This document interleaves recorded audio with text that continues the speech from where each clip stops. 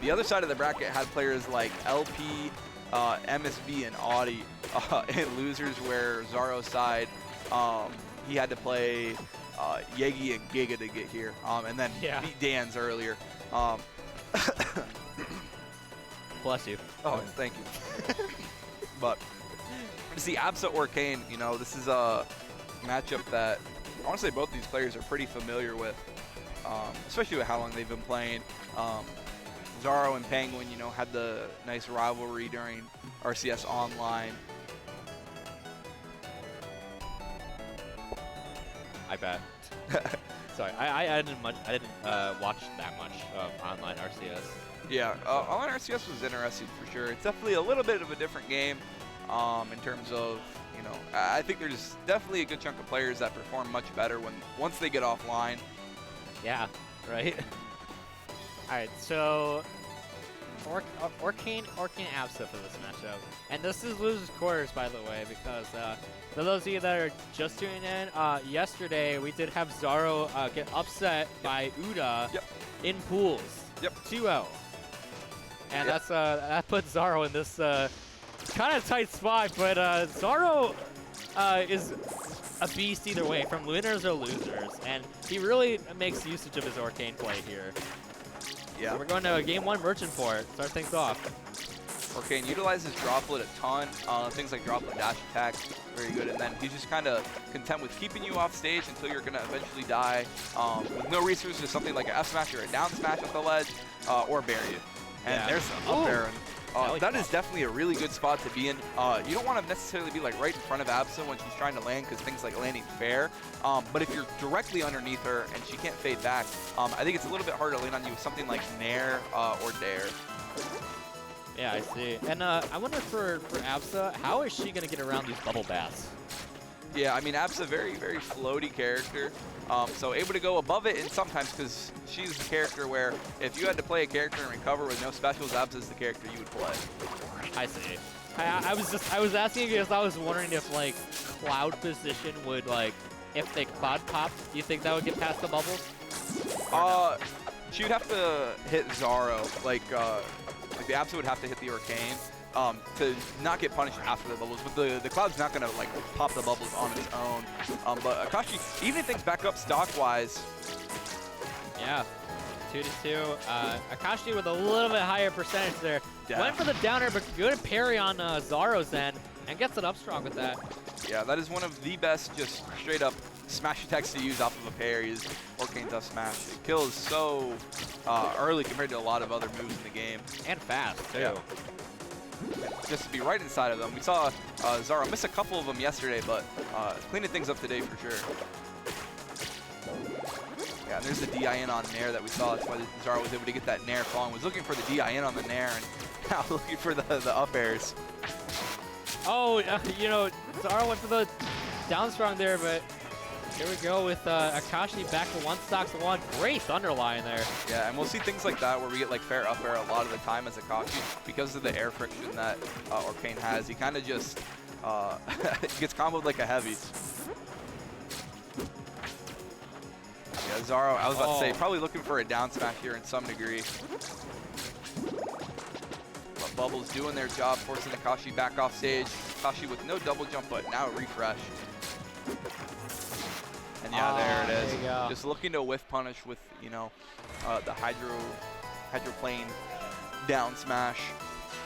But yeah, down smash, very, very good move. Kind of Xaro's main way of killing a lot of times, especially when they get up to that like 125 range. Yeah. So, you know, game 1 was on Merchant Port. If you're Akashi, what kind of stage are you looking for? If I'm Akashi here, I want to give myself a decent amount of space to move around. I don't think something as big as like Fire Capital or Frozen is necessary. I think Tower is okay. I think it was the stage that he did on well. I think he did well on here when he played against Sparks earlier.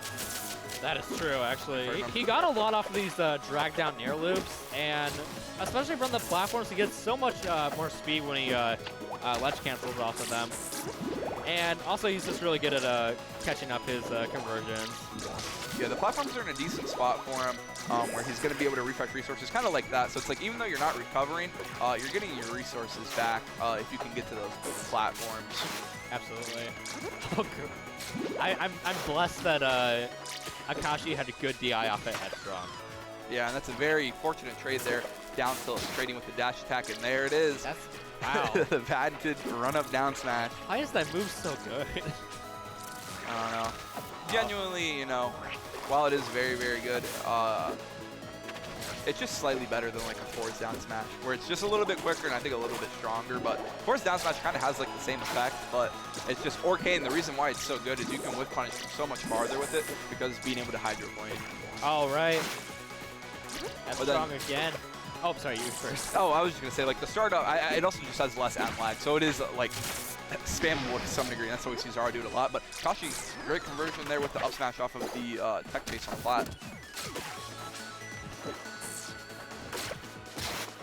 Oh, again, we see Xaro missing a lot of down strongs this game. Yeah. Because Absa, Akashi's been able to float over them to not get in the line of the hitbox. Yeah, Xaro's usage of down smash kind of follows the great quote by Wayne Gretzky, who says you miss 100% of the shots you don't take. And Xaro doesn't care if he goes 3 for 50 on his down smashes, as long as the 3 that hit kill, it doesn't matter. Yeah.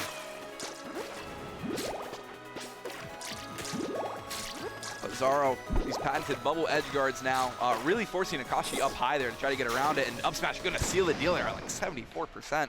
Like we talked about, such a good option off of those parry punishes, especially on a lighter character like Absa. So Xaro, that was a pretty, I don't want to say dominant, but he was in the driver's seat for a lot of that game too. He really was. Hey, you used my phrase, Yeah. the driver's seat. Yeah. I say that like every time on commentary. It's my favorite line. I think I learned that from Bobby Scar, I think. Yeah, I think Bobby Scar is definitely somebody that pushed kind of the modern commentary lineup, or like kind of sayings and such. Yeah. Like early Melee commentary is so good. And no, I wasn't trying to reference, or I wasn't trying to like match up rivals and Melee, just so you all back at home were wondering. Oh, yeah. Great start off here from Akashi, getting all this percent. That was a very interesting follow-up with the Thunder line off of the tech option, because I think the Thunder line covered tech in place and tech roll in, but. And again, Xaro all over with these tech chases. And he's really eating out every bit of Akashi's resources. And unfortunately for Akashi, he hasn't been like able to get too much off him, because all Akashi will be able to do is just like jump around Xaro just to get something started. Yeah, and there we see the empowered down smash. You're gonna reach Akashi above him. And Xaro now off to the early stock lead, but definitely getting close to, you know, kill percent. Things like a sweet spot fair and up air. Up smash for sure I think would kill. Oh, I like that little ping pong setup from Akashi. It didn't do too much, but it was a good follow-up startup. Yeah, the tough thing there with Xaro's puddle being in the center stage, great catch with the up air, but when Xaro is teleported, he was in the center of the stage. Things like down smash and F smash aren't going to kill Orcane at 150% in the middle of the stage. Or we're seeing Akashi try to get his cloud back. That's the reason we saw that kind of thunder line there.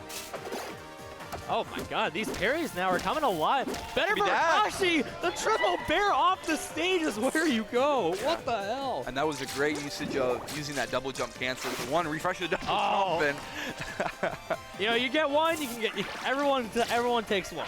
Yeah. You know? But yeah, Xaro, the mobile turret with those empowered strongs. That's what ZB's Orcane is. And Akashi running with the momentum now. Wait, now he's in a bad spot. Yeah, this is where Orcane wants you to be. Yeah, this is where Xaro gets a lot of his mileage from, when he forces people off stage, forces them to burn those resources and just eat chip damage on chip damage while they're off stage trying to get back.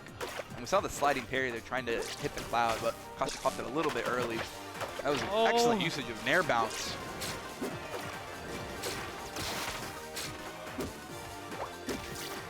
But Xaro. Yeah, definitely getting into a little bit of down smash mode here.